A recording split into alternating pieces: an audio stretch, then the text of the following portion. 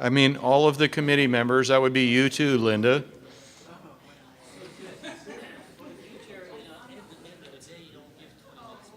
Huh? I know. People disappear at that point. This is for the hardcore. I think this is about fair. So I'm down to 15 minutes, right? But that's okay. Let's roll with it. Hey, they're already coming in. All right, thanks. Holy Toledo.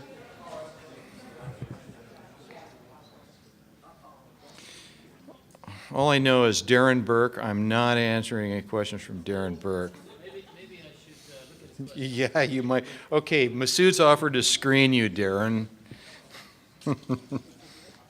Yeah, I'd say anybody, the committee members, come on up and grab a chair, and then we'll have a few sit up front. Please feel free. What are you doing, Linda? Okay. Get up here. That's a good question. It's about, did we have a union involved? No, we didn't. A union? A union person. No. We didn't. Well, except for him.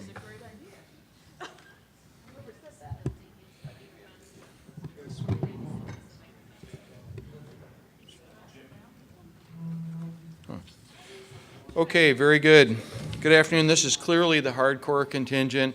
As my friend Masood told me, and he knows how to run a meeting, you don't give people a 20-minute break that late in the day. They disappear, so half of the audience is gone. We want to commend all of you on the webcast for sticking with us for a long time and sending in questions. Actually, I've got some from them. So I said we would pull the committee together, those who were still left here, but I would also mention that most of the execs that just spoke are still here. And I asked, did you guys want to do Q&A then or whenever? And they said, whatever. So I just thought if you have a question for one of the executives, just say it and we'll have them come up instead. So we'll just do Q&A until you're tired of it, until people on the webcast stop, and then we'll adjourn. I got a few parting, as long as you're not like too antsy, right? I, on the other hand, I'm trying to wake up. They took me out for caffeine, so I'll be much better at this point. So thanks for coming back. Nick, I think you're up here. Yep. You can have my chair if you want, because I'm not really, there you go. Okay, but you get to ask. Let me go through the webcast. I like to pay attention to those people first. I like to pay attention to people like Darren Burke. Darren is the current president of NAPSR. Darren asked a question, and I think this is a pretty obvious one. Even I can answer this one. Was a utility worker union involved, and if not, is anyone reaching out to them? That's a good question, and the answer is no. I mean, not directly. There are many people in the committee who work with union every day and are talking within their companies to them, but no, and it's a fair question, With Marathon? Okay, why don't you speak to that then, because... You go ahead. She doesn't have a mic. Go ahead. There's a mic right there. You can jump up and...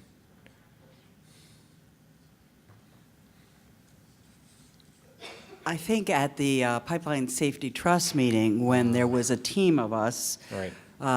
Linda and Mark and I, Stacy, went to talk about this, there was this question raised by a utility worker who was in the audience. And he asked this question, and we looked at each other and we thought that we had a gap that we wanted to fill. And Marathon, Randy Stansberry was there and jumped up and volunteered to take questions about this standard to a team of people gathering for an already developed meeting. And in fact, that happened, and they gave us some very good feedback on a range of topics. They went through the standard and had some questions and asked about a number of the elements, and they talked about some of their best practices that they thought we should consider, which in fact we did integrate into the document. I think it's a good question, and I skipped that. Only one in the history of Pipeline Safety Trust annual meetings have I skipped. Yes, I will pay for that. So that's why I didn't know that. But Darren, it's a good question, and I think as we go forward, maybe after we finalize the document and we do rollout and whatnot, we should be bringing other people into this. Probably should have brought them in before, but thank you for that, Darren. Okay, no more questions from Darren Burke. Okay. The next one from Christopher, I'm trying not to use everybody's last name unless it's on purpose, says, after traumatic events, returning to normalcy, often a new one, can be difficult following an emergency. What role do you see psychological distress intervention and recovery play in the pipeline safety management system? Let me read that question one more time. What role do you see psychological distress intervention and recovery playing in the pipeline safety management system? Would anyone care to take a swing at that? I'll take a swing at it. You know, when you have a major incident, and let me clarify first, I'm not exactly sure what the question leads to, but when there has been a very traumatic incident in which either fellow employees or members of the public are harmed, killed, when the community is traumatized, you know, companies will often report, employees will often report a challenge in getting back to normal. And I know a lot of companies will have counseling both for their employees and for the community in trying to recover. When you look at communities that have been traumatized, they're going to have a really hard time accepting a pipeline going back into service following an event, because they're worried it's going to happen again. When you look at pipeline safety performance, you're looking at how employees will operate, you know, safely following an event. How do they internalize? Will it affect their judgment? Will they be able to operate safely? So I don't know that the RP addresses it specifically. It probably could be considered as part of an emergency response for incidents of significant magnitude. Others? Stacey, you want to borrow? Jeff, I'll Sure, okay. I'll Go just ahead, add please. a couple of points here. I talked in the emergency response section. I think we don't address that specifically in the document. You know, we do talk about emergency response plans being in place, and I would envision you know, time limits of individuals being spent on a response site, you know, time off after working at a response site, counseling, those types of things as being a part of the plan. I can tell you at Enbridge we do have those aspects in our plan. You know, one of the responses I was on had a time limit of 10 days on site, and then you're required to take 2 days off of work from not just the response site but from your day-to-day job before you can return. There's also opportunities for post-incident counseling if something like that is necessary. So I think you know, the onus, at least when it comes to our document, is on the operator to incorporate those things. You know, perhaps the recommended practice on emergency response will get into more detail and could be included there. Yeah. Bill? I think there's another aspect to this to consider under competence. When you're determining an employee's competence, they could be affected by an event at work, or they could be affected by an event at home.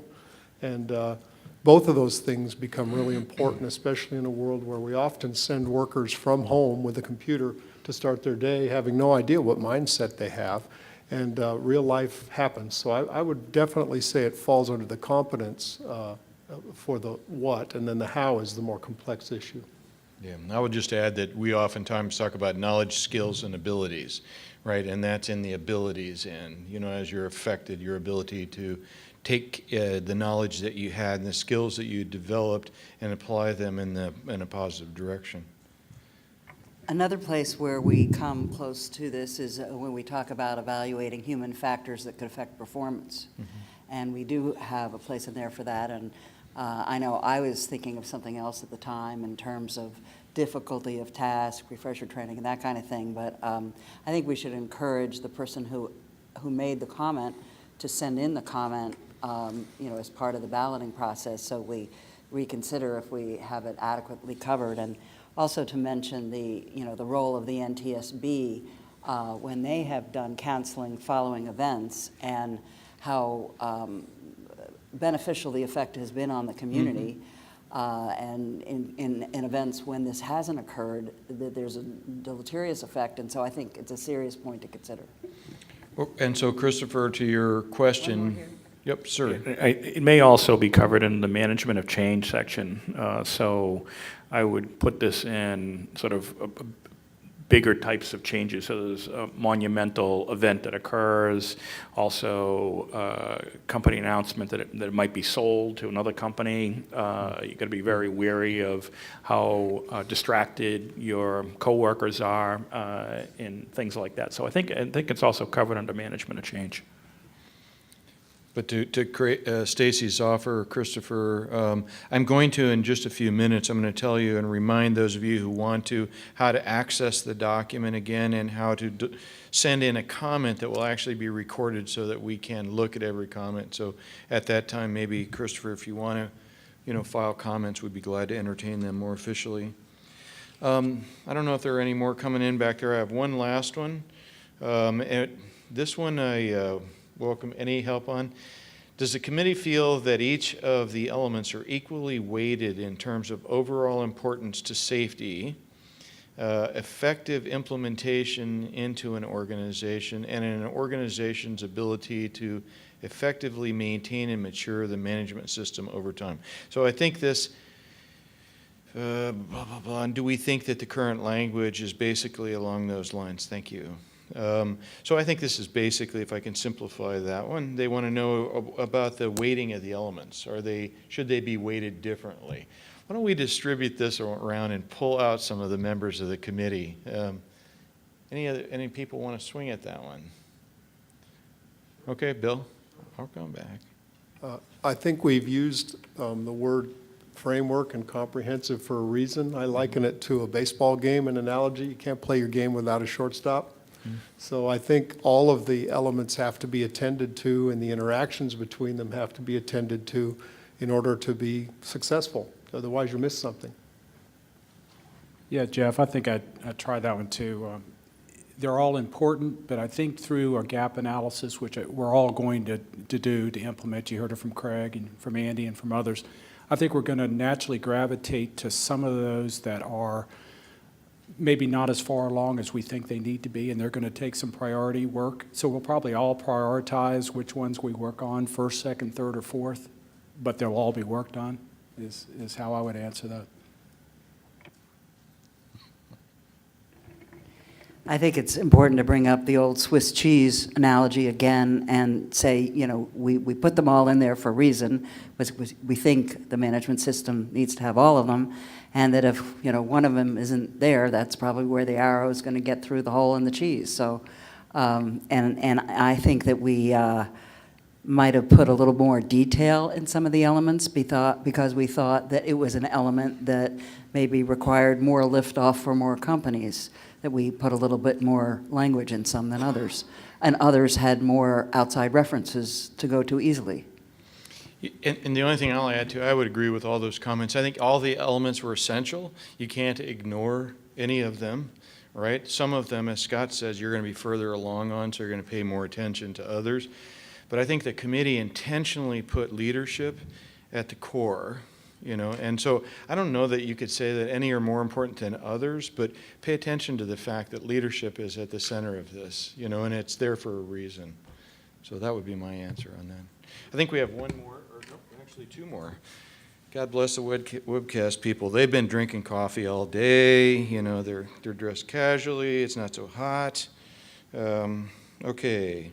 Evan says there was talk on effectiveness during risk management presentation. Do you see companies going away from relative risk models to more probabilistic models? Risk management.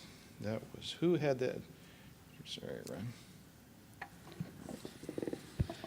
This is Ron McClain. I think, that question is kind of getting down into the how you do things. And I think early on we said the document tried to describe what would be done. Different styles of companies may approach it a little differently, but whether it's relative risk or absolute risk or something else, a company's going to have to figure out what works best for their situation, their particular assets, and probably either work if you just pursue them diligently. So again, it's a framework, it's a what to do, not explicitly how to do it, and that's kind of a how question.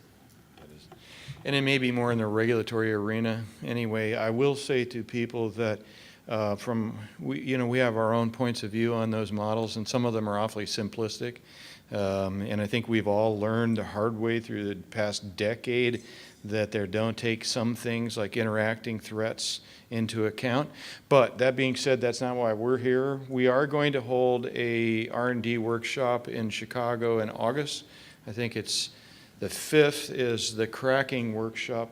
Paul, I think that's right. 5th. Okay, the 5th, and Alan is confirming, and then 6th and 7th for the R&D workshop. One of our tracks are going to be risk models, you know, because I think we feel pretty strongly there's work to be done in that area. And Jeff, I think there's another element too, is this RP didn't try to cover things that are covered in other documents, like the integrity management rules. We think there's management roles and tasks that should be done by management and employees, but it's not intended to either be exclusive or inclusive of all the integrity management. That still stands out there as part of your programs. Agreed. So, Stacy. On the risk advancement and risk modeling implied in that question, I think we should point out to the questioner that we did create a definition of threat that was added in the last draft to specifically get at trying to be more anticipatory, dealing with something that could become a threat that may not have materialized yet, as a way of suggesting a pathway for continuous improvement in risk management. And it was something specifically suggested by the FAA in their risk management process. So it's a pretty comprehensive definition of threat, or more comprehensive than we had. Stacy, are you going to swing at the other question? When? Oh, you want me to read it first? Well, I thought maybe you would. How would you know it if because I handed you the card a minute ago. You know, well, you know, and as I do that,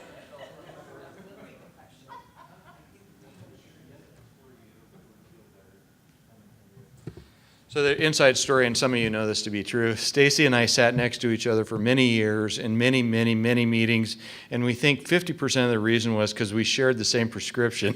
So she would sometimes, though, only have these frou-frou glasses. They had all kinds of weird colors, and I would be openly mocked in the meeting for putting those things on, but it was either that or don't see.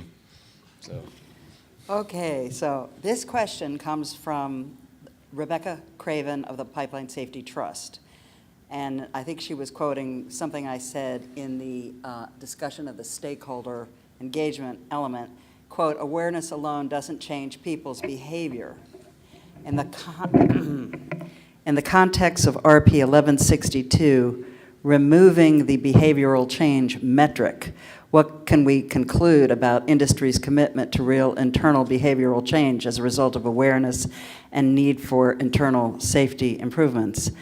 And I have to pivot this question a little bit to focus on the commitment in 1173, thank you, 1173, where I think we have intentionally gone beyond the requirements of 1162 to move to engagement and to emphasize the importance in KPIs of metrics, and to have a requirement that we sort of detail more how the metrics on safety have to be elaborated, how the company's process for gauging performance improvement is handled within the company, and emphasizing that the point of stakeholder engagement is for the purpose of, I call this a behavioral change, having the stakeholder work with the company to provide information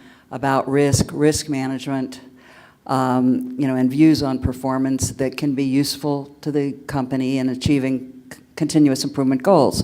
I think those are all behavioral changes that the people who are representing their industries here have committed to putting forth beyond where 1162 goes. I hope that answers her question. Now, can I have my glasses back?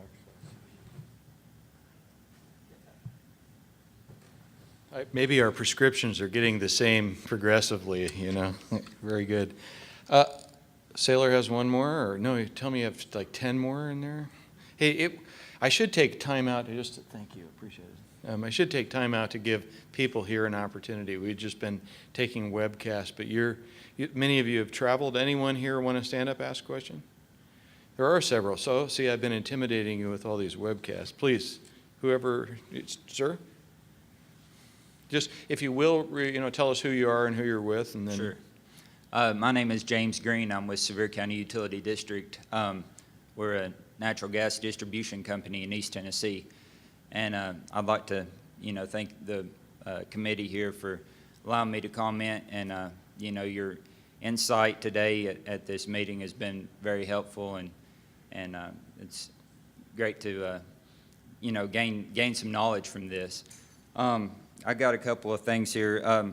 Initially, my main concern with this recommended practice when I read over it was that it appeared to be written for, interstate large commercial pipelines that I guess involve, thousands of employees, whereas we have, 35 employees that are performing operations daily. And I was glad to see that the latest draft added a statement about the adoption of all provisions within this recommended practice may not be practical for small operators. I realize that this is part of the scalability issue that's been discussed here today. And I appreciate you giving us that flexibility of putting that in the document and allowing us to continually approve our processes without having our hands tied. With that being said, we share in the goal of improving safety and promoting a safety culture industry-wide. And, I'd like to say I believe we have a strong safety culture from the top to the bottom, and many of these, practices we can incorporate into our existing, practices and procedures that we already have in place. But I'd just like to, say, should we comment on that one section, that extra language that was added in there about, small utility operators? And that's it. Thank you again. Sure. Thank you for your comments. Who could swing at that one besides me, I guess? I kind of felt the strongest about this, perhaps, and let me temper what I might have said by saying that I believe any operator can derive benefit from the document and its approach. That being said, I think very small operators understandably worry about the impact on them. Many fear that it'll be incorporated by regulation, made a requirement. How are they ever going to comply with it? I get it. Although I think we broadcast repeatedly that was not our intent. But, I think the part that I was swayed by, was that their fear that it would become effectively common law, and so that it would be used in third-party litigation that said you're not living up to that. I would say this committee heard that argument 50 times, maybe, 50 times, and we debated it extensively, and it wasn't until the very last draft that we put that language in. It was put in to buy you guys some relief on that. At the same time, I think everyone feels strongly that there's a lot of potential value in there for you. And if you would think about the safety benefits of it as much as the third-party litigation, which is a fair point, I think it would do you good. So that's my comment. Anyone else, welcome to. All right, I got to pass. They said they let Jeff Hatt take that one. Okay, thank you, anyway, for your comment, sir.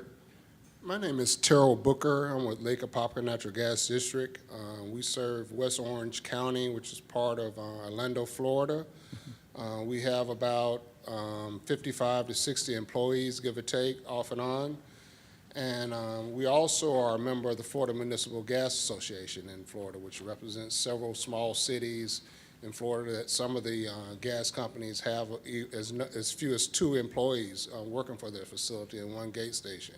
Our utility has been blessed that we have about 4 gate stations, pressures ranging anywhere from 100 to 220 pounds of pressure at the gate stations. We were also pleased and wanted to reiterate that we were pleased that small utilities were taken into account in this policy that you're putting forth towards us. And we just want to say that we thank you for considering the small utilities, because sometimes it's a little more, you know, some things have to be a little more feasible and practical when you're applying in a small utility. We do have 3 layers of management at our utility, but there are some utilities that do not have that flexibility. And when you start trying to implement a voluminous document, it puts a lot of time into paperwork and not enough time to actually make sure that facilities are being properly maintained. And so, and you know, when regulators come in, they want to see all the paperwork, but they also want to see your facilities are looking right, that you're doing proper things that have set forth in the PHMSA requirements. So I just want to reiterate that. I didn't want to take too much time. I just want to thank the committee for the work you have done, and just reiterate that on behalf of Lake Apopka Natural Gas and the Florida Municipal Gas Association. Okay, thank you for your comments. Others? Lee Reynolds with NiSource, the distribution side companies. 2 questions, probably starting with Ron and then the other members. Between the first and second draft, could you provide a summary again of maybe what are the key differences between the 2 drafts? And the second item, would those who spent a lot of time and effort on the first draft through API, would the red line version be available in the second draft, so to compare the differences between the 2 documents? Thank you.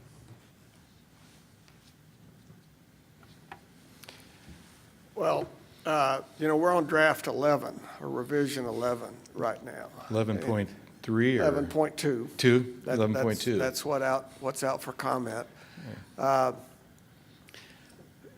You know, some of the early drafts we didn't release at all because we knew they were full of faults and some contradictions at times, and there's no sense in putting something that's not ready for the public out there. You just generate a lot of comments and angst with no benefit, because we knew we had things still to work on. And so I think when we got to draft number 10 is the one that we did a little more distribution on.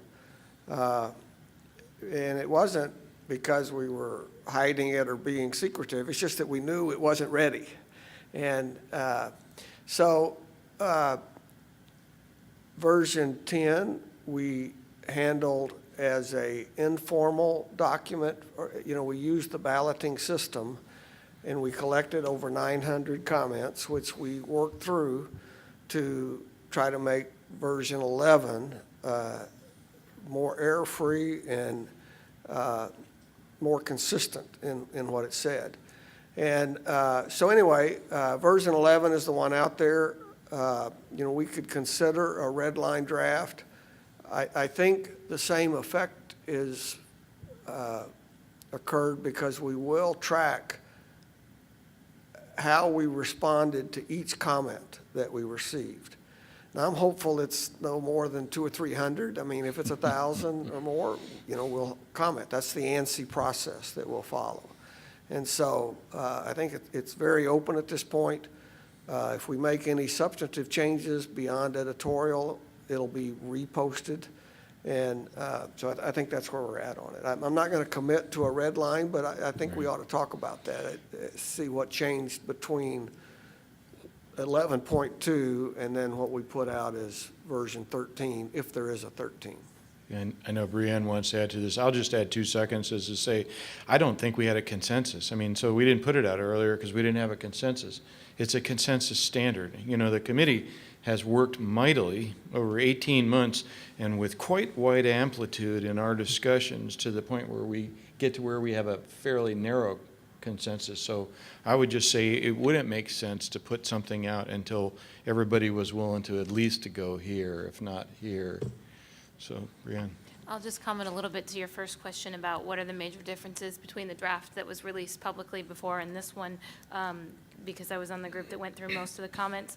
A few of the major differences are there's a significant increase in the number of definitions. There were a lot of folks that raised issues that things were not defined or the definitions were unclear or confusing. So the definitions have been changed and expanded quite a bit. The audit section was almost completely rewritten based on comments and feedback that we received. So that one is quite different. The stakeholder section is quite different, also based on comments and feedback that we received. A few of the others that are a little more straightforward are not as significantly changed. And the assessment of safety culture is the new one that was added. And then, of course, the comments about the small operators are new. So there were other language tweaks, and a lot of the comments that were very helpful to us were clarification types of things where they said, you know, that statement is very confusing, and as we sat back and took a look at it, it was. And so we actually adopted, I'd say, the majority of comments that we received were either incorporated or agreed to in principle and incorporated in some manner or fashion. So those are the major changes that have occurred from the last version to this one. I think a lot of them were editorial in nature. It wasn't like we had 900 substantive comments. There were, you know, who knows, I'm swagging it, maybe 100 of them were substantive, and the rest of them were like, why don't you do this, what's a word change, and whatever. Sarah. Sarah Smith with SNL Energy Reporter. This is a question a little bit more oriented towards the current lay of the land. One of the things that I thought was very helpful in Masood's presentation was the survey that dealt with a whole host of issues of what prevents people from behaving safely and factors like that. And a few other people have mentioned similar types of surveys. But how common are those generally? Is that something that many companies or regulators do? And if they are common, then what are their general results, I guess? I'll let you guys swing at it first. I can answer it for federal regulator. I'll let Masood speak to state regulator, but anyone else care to jump on that one? Paul? Yeah, I'll make a comment. I think, you know, you heard some folks talk about leading indicators today, and one of the things that I believe our recommended practice tries to encourage is for operators to do exactly what you saw in Masood's presentation, you know, to do those surveys, to put leading indicators, you know, in their suite of metrics, to tie performance to, you know, some of the performance grading to some of those leading metrics. I'll tell you, at Enbridge, you know, we do employee surveys, safety perception surveys. You know, we assess safety culture. So those things are happening at the operators. I know we've talked about it here in the committee. There's other operators that do it as well. But that's one of the things we're trying to foster with this document. Not going right to the detail of telling operators how to do it, but telling them that they should do it. I agree with Paul at Buckeye. And I think most operators do the surveys with their employees. I know I talk with many of them at our committee meetings, and we share that information across operators fairly regularly. We also do that with our contractors as well. Similar types of questions that Masood asked his contractors on their safety issues, we ask those annually, as do many operators here, both on the committee and through our trade associations. John might have some more to say about that. I'd also add on a industry-wide process, there's a couple things we do. We have, for many years now, collected performance data across the industry and compiled that industry-wide data. PHMSA has similar databases, and we'll mine that data looking for trends. You know, what are the reasons for incidents? Was it a third-party damage? Was it corrosion, operator error? Looking for trends, trying to track our own progress, and then if we see something we need to improve, coming up with industry actions against that. And that's an indicator of, we've recently started a pipeline safety excellence initiative that brings in that formal reporting to the public of our performance measures, but then also our strategic planning, where we're going to do industry-wide initiatives building on our API committees, our AOPL committees. Many of the different trades have safety improvement committees where they'll have operational managers come together, middle-level managers, senior managers, and do SWOT analysis, strengths, weaknesses, opportunities, threats, and really try and get to the core of what's going on and then come up with projects or programs to reverse those trends and make safety improvements. So there are many different things going on in this area, and of course this RP will build on those. Nick?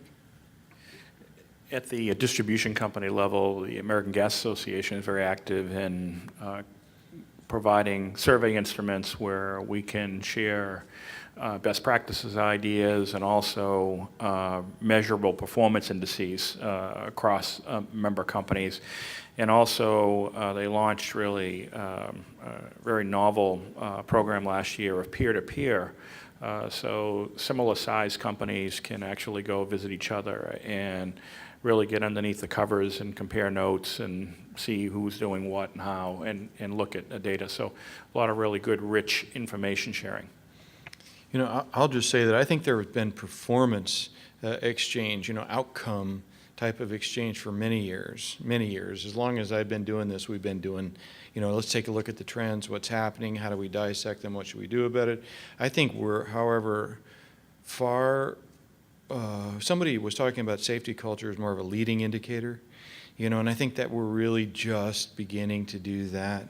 I think people have been doing it, and so have we. We do surveys every year, and I'm constantly mystified by results, but we pursue them, you know, and if you find things that are not, they're discordant, you know, you sit down, you do focus groups, you know, or we send out little mini surveys to people who said, help us understand that, you know, why would you perceive that way? Because it is a perception survey, right? Not necessarily facts, but for some reason. So I think we're really, you know, feel free to take issue with that. I think we are really at the beginning of that phase. It's happening, but more needs to be done.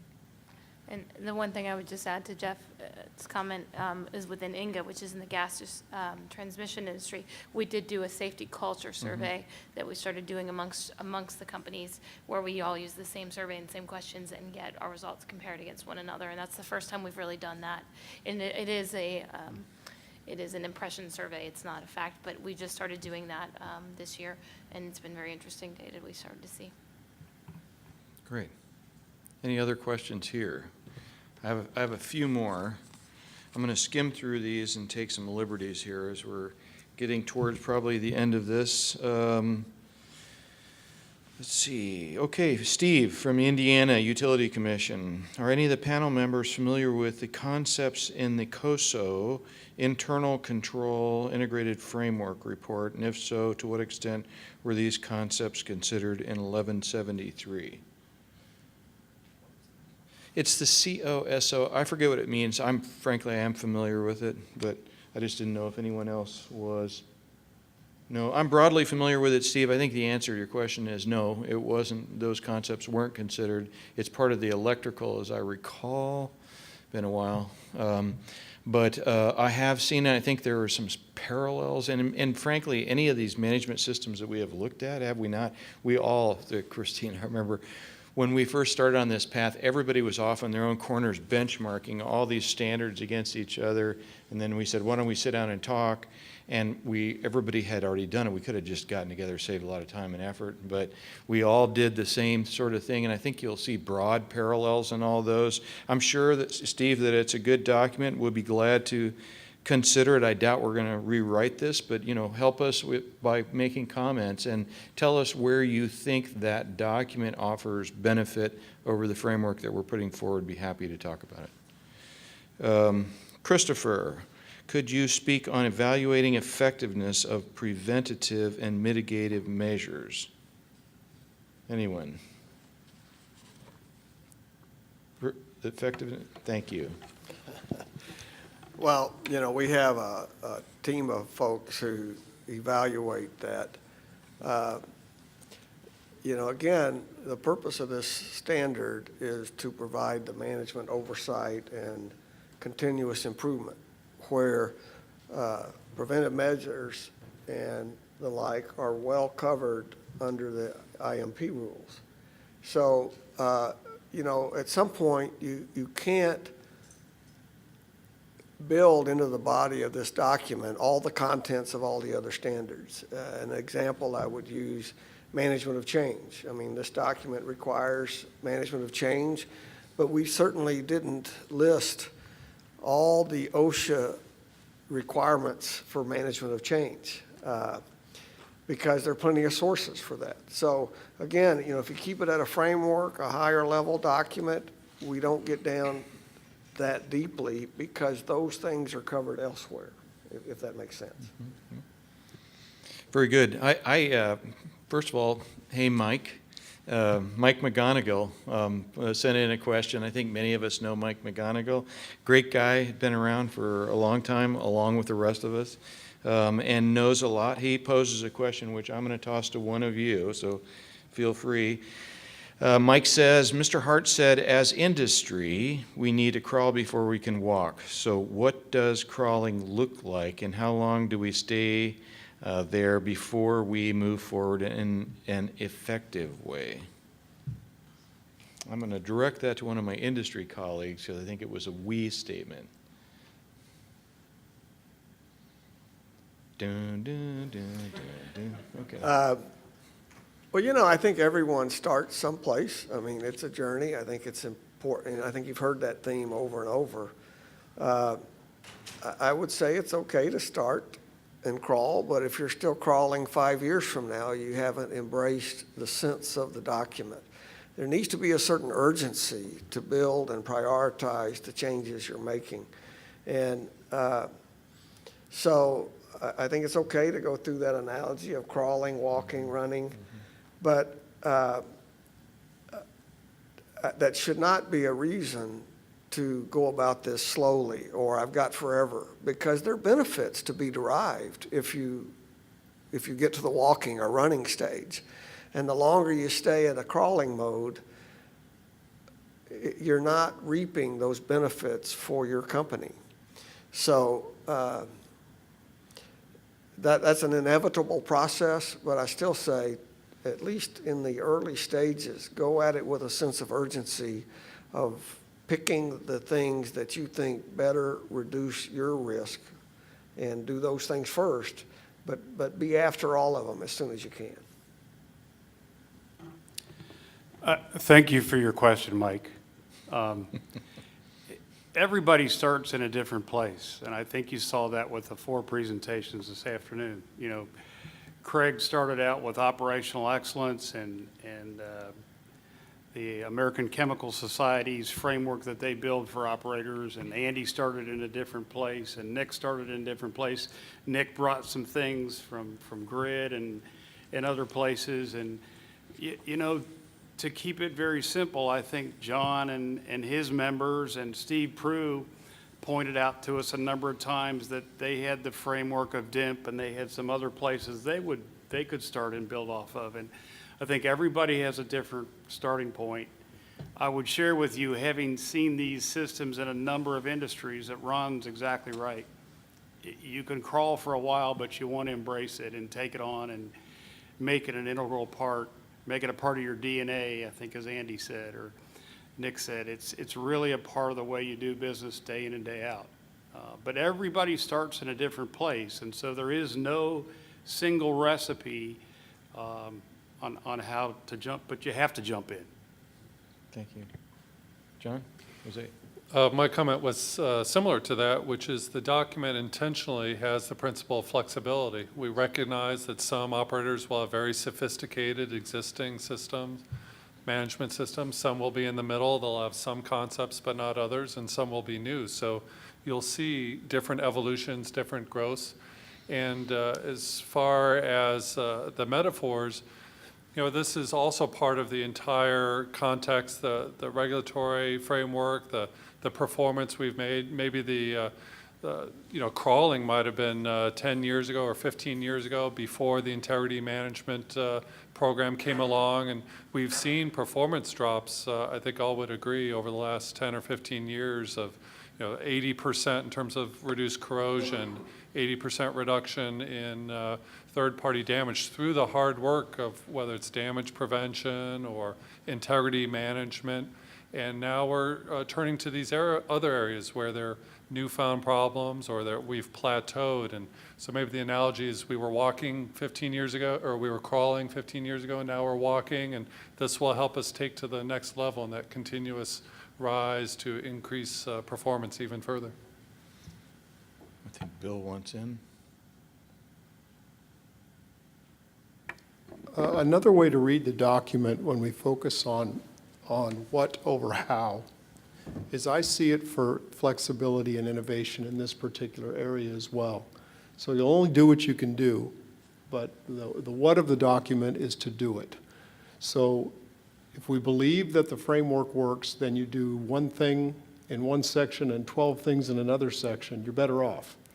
And by the nature of continuous improvement, I had to learn to read the document this way, by the way. If you want to be an A student, you say, what's it take to get an A? And that's not what we're after, right? Let's go ahead and knock out a few C's if we're making D's now and get better. And the concept of continuous improvement that was one of Jeff's favorites falls into play here. So I did one thing and I go back and review it and I found out that wasn't enough. Then I do two. And to answer the question of how long do you stay there, no longer than your first improvement cycle. You just keep going. Yeah, and I also want to thank Mike in many ways. Mike supported this effort indirectly. As we all know, Terry Scott, that was an inside joke for them. And for Mike, you can have fun with that. Tracy Scott was an integral member of the team, and we know she's up there. So thank you for supporting the team, Mike. Other questions? Darren, I saw you back there. I knew you had one. Couldn't resist. It is Darren. It is Darren. My name's Darren Moore. I'm with TransCanada. Our mothership is in Calgary, Alberta. I work in the Houston office as a sidebar there. We have about 20,000 miles of gas pipeline in the United States, about 20,000 miles of gas pipeline in Canada. And we have a company called Keystone you might be aware of that has oil pipe here in the States. So we are on the liquid as well as the gas side as well. And like I think everyone in the room, at least everyone up here certainly, and all the comments I've heard and during breaks and lunch, et cetera, we support safety management systems, and we're doing it now in Canada certainly in a fairly rigorous way. Not yet in the United States, but we plan to be. So I don't think anyone's debating whether safety management systems should be done or not. In light of that, since we have so much Canadian experience with safety management systems, in the TransCanada comments in the first informal draft, I was the only person from the states commenting. So it may give you a flavor of, with a somewhat developed sense of SMS, we still had some legitimate, we believe, and real questions going forward. So if you consider that, and it wasn't some crazy guy from Houston making comments that just didn't understand SMS to begin with. Okay, we'll have to go back and look at those comments now, guys. Now that you've said that, Darren. Well, by the way, I did a side-by-side for about half of TransCanada's comments between the informal version and the version we got last week, I guess. And about 20% of the comments were addressed, and the other 80% were not yet.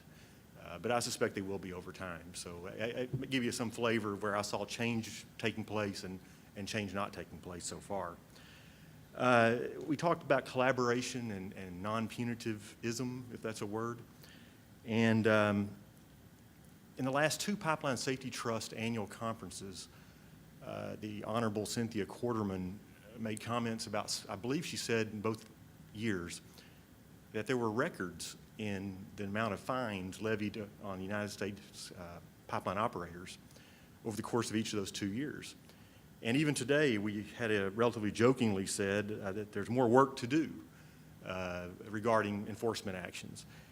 And I have a cognitive dissonance between hearing that from the regulatory side of the world versus us trying to honestly self-report things and do things internally without trying to cover them up. And so I just want us to kind of hear what some people are hearing. I could entirely be wrong with those assessments. They're my personal observations. But it's what I've heard. I've heard 3 different times now. I won't talk about any details. They're in their comments. I had 4 examples of how I think that the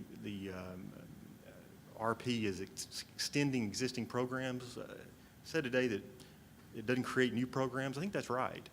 but it does seem to extend OQ. It does seem to extend IM, and perhaps a few other things. There's something to keep in mind. They're in the comments. I won't go into detail.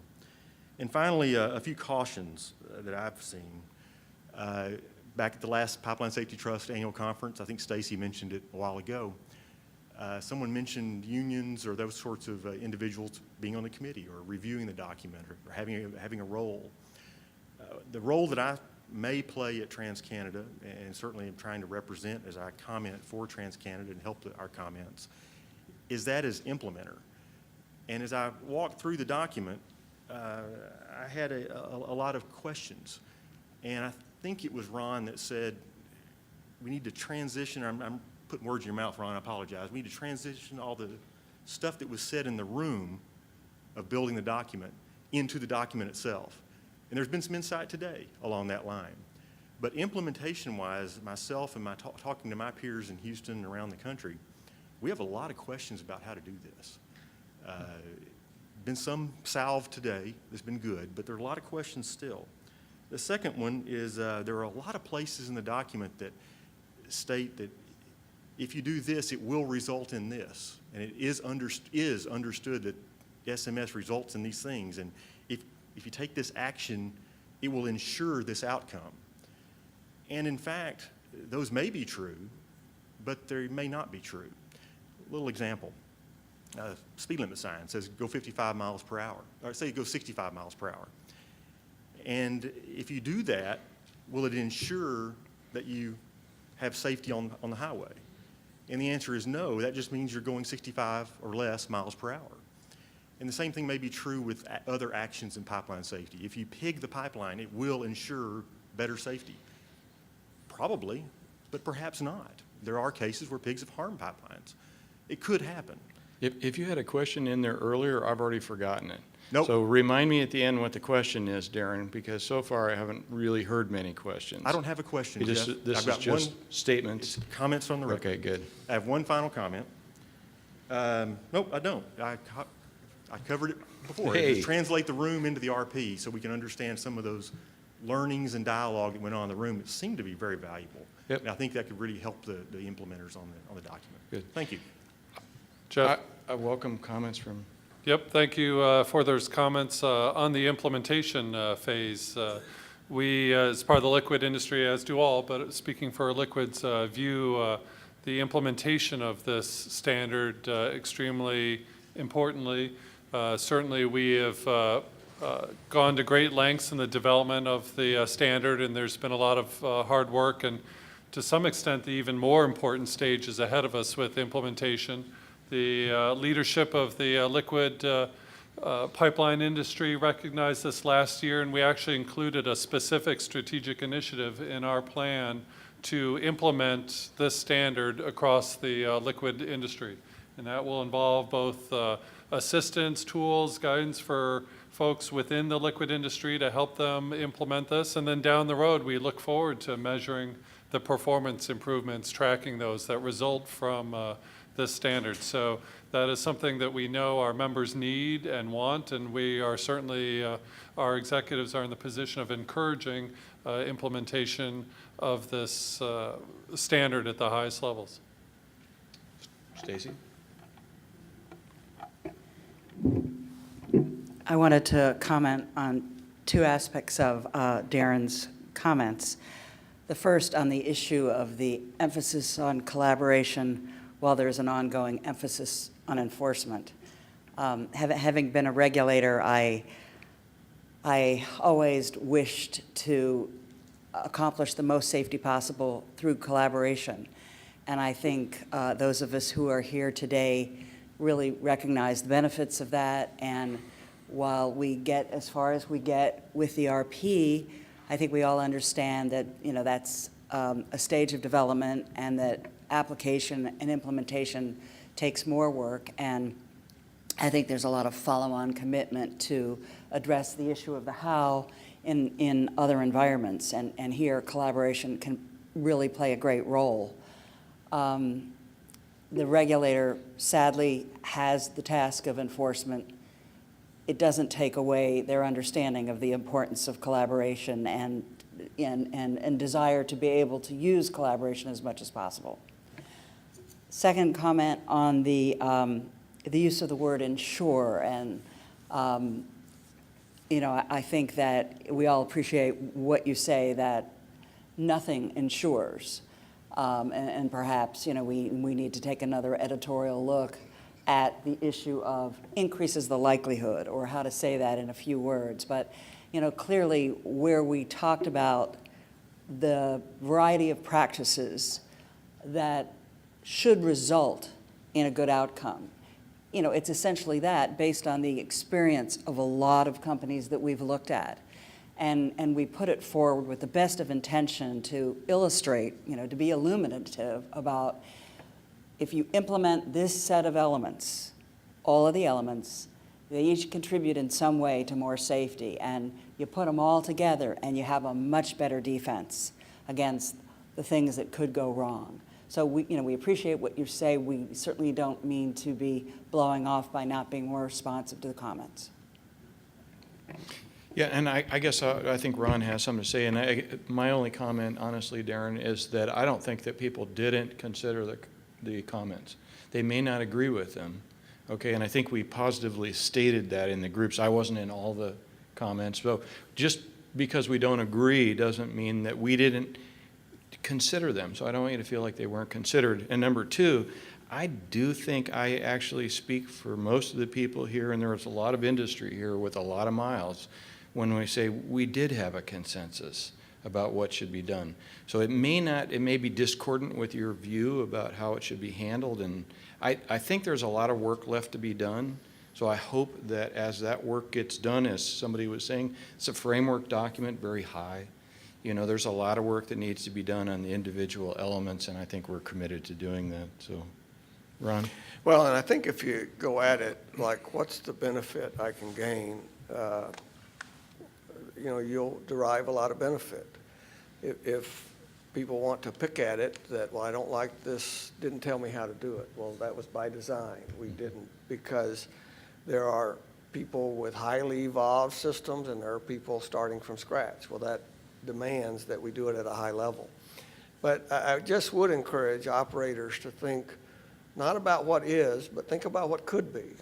And the benefits are huge to work through, what does this mean to me as an operator? So, you know, in a lot of ways, it would have been easier to write a prescriptive, do this, this, this, and this. It wouldn't have been any better received. So it's by design, a high-level document, huge benefits if you'll just think about what can be and then pursue that. So, Excellent. I think that's probably about the end, and I said I was going to wrap up 10 minutes ago, so I know we have a few housekeeping details. Bob Smith, thanks for paying attention, from North Carolina, to remind us all that the International Pipeline Conference, which is happening in September, late September, we will be having several papers on this, I think both Canadian and U.S., and I think both Linda and I will be there speaking on that subject. I also wanted to say, kind of wrapping things up, you know, I want to remind people that we weren't here really to debate and get into detail. Our goal today was really to inform you and anyone paying attention about what are the elements in the draft that's out now, what are the elements of the pipeline safety management system, kind of inform you at a pretty high level what was our rationale, what was our thinking on it.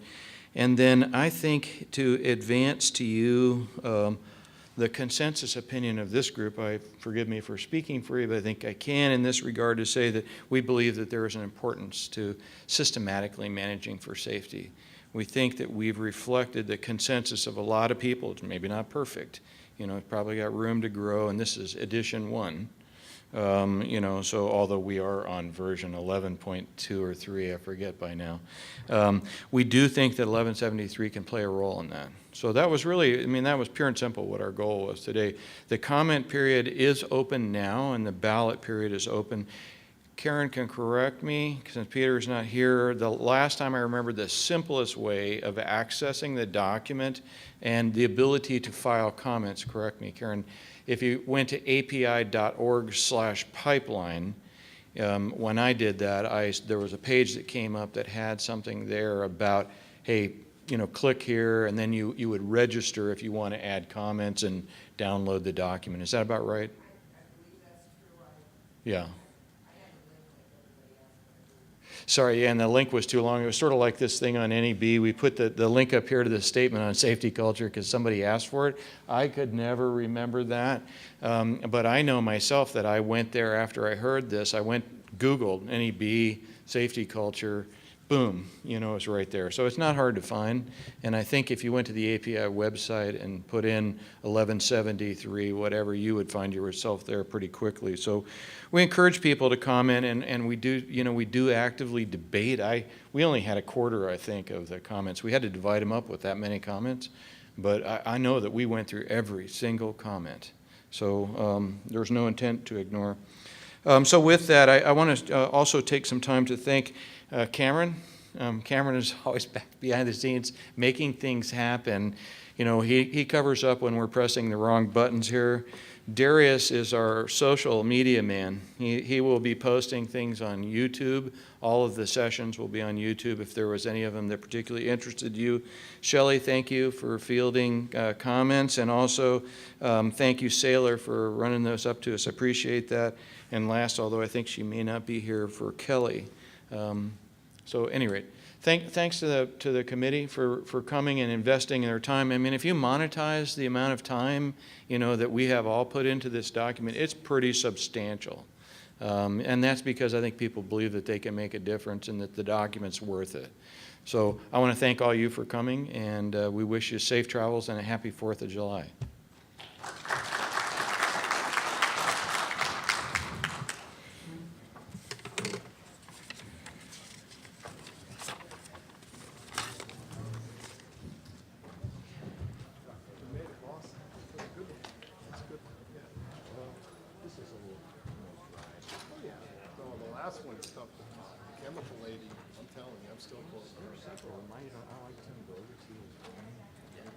I actually, it was so funny because I called Nick one day and talking about something, and he goes, "That's Ryan." I go, "What's Vanderbilt with Tim Bogus?"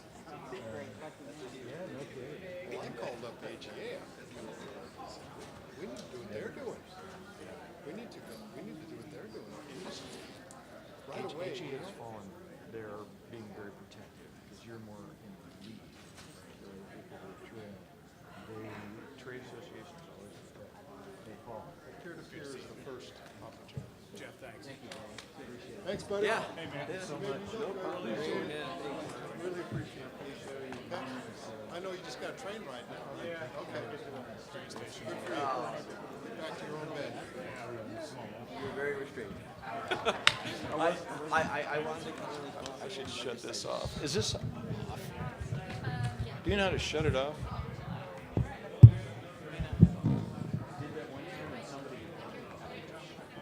Yeah.